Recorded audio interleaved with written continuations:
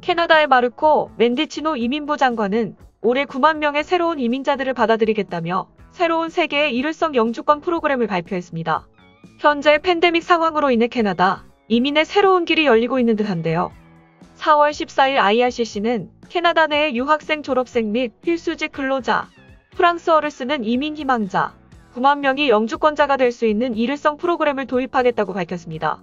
발표된 모든 프로그램들은 캐나다에서 합법적으로 체류가 가능한 퍼밋을 소지하고 있어야 하며 실제 캐나다 내에 거주 중이어야 합니다. 이러한 새로운 일회성 영주권 프로그램은 다가오는 2021년 5월 6일부터 11월 5일까지 온라인 접수가 진행될 예정입니다. 다음의 세 가지 프로그램을 확인해 보시기 바랍니다. 보건의료기관 근로자 2만 명과 그 외의 직종 근로자 3만 명에 관한 상세 내용은 다음과 같습니다. 위 프로그램으로 영주권 신청을 하실 시 영주권 신청 일자를 기준으로 캐나다에 합법적으로 거주하고 있어야 하며 이민성이 지정한 아래의 직군들 중 3년 이내 1년 이상의 경력이 필요합니다. 합법적으로 고용된 상태여야 하며 CLB 4 이상의 어학 능력을 증명하실 수 있어야 합니다. 캐나다 교육기관을 졸업하여 캐나다에서 일하고 있는 경우는 2017년 1월 이후 캐나다 교육기관을 졸업한 유학생 8개월 이상의 디그리 또는 2년제 이상의 디플로마 또는 세르프테이트 혹은 기간에 상관없이 이민성에서 지정한 트레이드 업종 관련 졸업자가 해당됩니다. 위 프로그램으로 영주권 신청을 하실 시 영주권 신청일을 기준으로 캐나다에 합법적으로 거주하고 있어야 하며 합법적으로 고용되어 일하고 있는 상태여야 합니다. CLB 5 이상의 어학 성적이 증명되어야 합니다. 다음 뉴스입니다. 캐나다 보건부가 캐나다 내에서도 백신 관련 혈전이 발생하는 부작용 사례가 보고되자 아스트라제네카 경고 문구를 갱신했습니다. 부작용 사례는 퀘벡주에서 일어났는데요. 캐나다 보건부는 13일 퀘벡주에 거주 중인 한 여성이 아스트라제네카 백신을 맞은 뒤 혈전이 발생된 것으로 확인되었다 라며 캐나다 내에서는 최초로 보고된 사례고 유럽 쪽에서 발생한 비슷한 혈전 사례를 참고로 조사 중이라 전했습니다. 해당 여성은 55세 이상으로 백신 외에는 혈전 발생할 위험 요소를 갖고 있지 않은 것으로 확인되었습니다. 다행히 현재는 집에서 요양 중입니다. 캐나다 보건부는 부작용 가능성이 있다는 사실을 알지만 부작용 위험도보다 백신의 유용성 및 이득이 훨씬 더 크다고 생각한다 라는 입장을 고수하고 있으며 이에 어떤 백신이든 맞지 않는 것보다 맞는 게 무조건 낫다.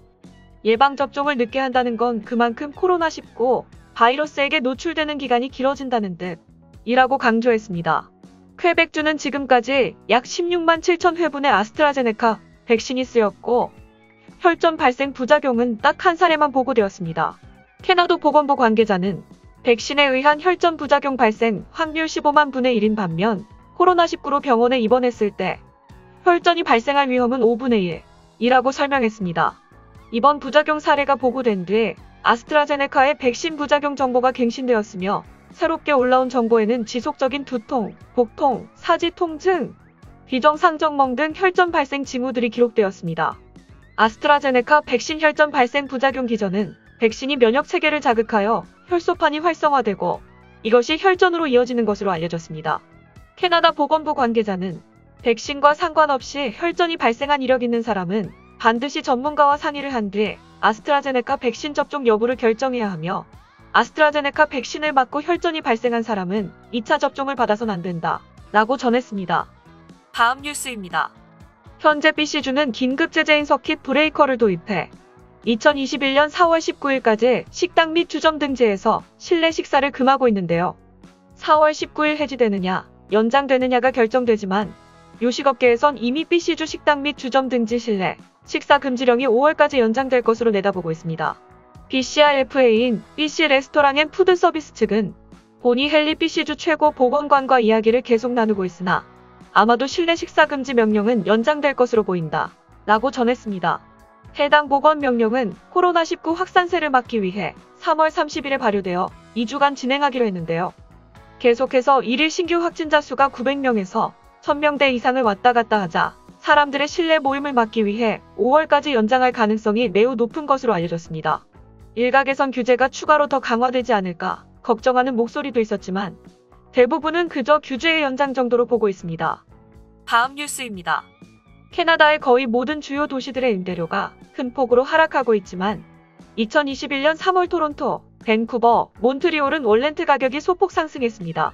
렌탈즈-CA와 불펜 리서치 앤 컨설팅의 새로운 보고서에 따르면 토론토 전역의 콘도 및 아파트 평균 임대료는 2021년 3월 기준 1,987달러로 작년 같은 시기보다 약 19% 또는 467달러 하락했지만 2021년 2월보다는 소폭 상승했습니다.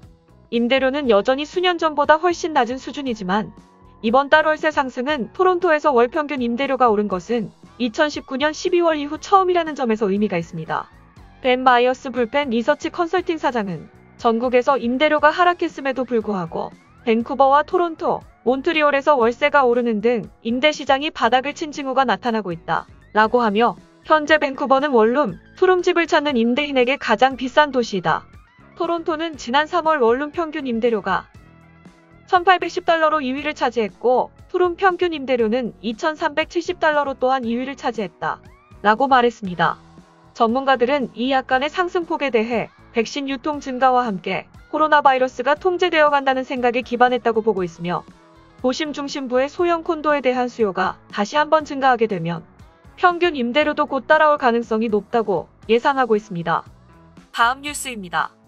토론토시는 올해 벚꽃 시즌 동안 하이파크를 오픈할 예정입니다. 하지만 벚꽃나무 주변으로 인파가 몰리는 것을 방지하기 위해 주요 나무 주위의 울타리를 칠 계획이라고 밝혔습니다. 따라서 벚꽃 시즌 기간 동안에도 하이파크 인근의 거주민들은 공원에서 걷고 뛰고 자전거 타는 것이 계속해서 허용됩니다. 참고로 벚꽃 시즌 동안 하이파크에는 차량이 들어올 수 없습니다. 한편 작년에는 팬데믹으로 인해 벚꽃 시즌에 하이파크를 폐쇄했었는데요. 존 토리 토론토 시장은 주민들이 벚꽃을 보기 위해 하이파크에 몰리지 않도록 권장한다고 밝혔습니다. 또한 존 토리 토론토 시장은 하이파크에 직접 가서 벚꽃을 구경하는 것보다 집에서 토론토시에서 제공하는 영상으로 안전하게 구경하실 수 있다고 덧붙였습니다. 작년에도 약 20만 명의 사람들이 구경한 이가상 투어는 올해도 제공될 예정입니다. 하이파크의 벚꽃은 이르면 다음 주부터 꽃을 피울 것으로 예측되고 있습니다. 다음 뉴스입니다. 토론토에서 가장 번화한 거리인 영스트릿이 올 여름에는 훨씬 더 활기를 띠게 될 것으로 보입니다. 정부가 새로운 커브사이드 테라스와 전용 자전거 전용 차선 도입으로 자전거 이용자와 보행자 교통을 우선시할 시범 프로그램을 시험하고 있기 때문인데요. 카페2는 기업들이 야외 공간을 훨씬 쉽게 조성 확장하고 수개월간의 강제 휴업 후 수익을 얻을 수 있는 기회를 제공하는 한편 주민들에게 안전한 사회적 거리를 둘 수 있는 공간을 더 많이 제공하게 하는 계획인데요. 팬데믹의 결과로 만들어진 카페2 프로젝트는 블루어와 데비스빌 사이에 있는 거의 4km의 영스트릿을 따라 이번 연에는 훨씬 더 빨리 시행될 것으로 보입니다. 장기 계획으로는 행사 공간 앉아서 쉴 수 있는 좌석 공간 특정 시간 동안 자동차 접근이 제한되는 보행자 구역 등도 시행될 것으로 보입니다. 한편 정부는 액티베2의 일환으로 다른 가구와 안전한 거리를 유지하면서 시민들이 밖으로 나와 날씨를 즐길 수 있는 공간을 제공하기 위해 몇몇의 도로를 일시적으로 폐쇄하기도 했습니다.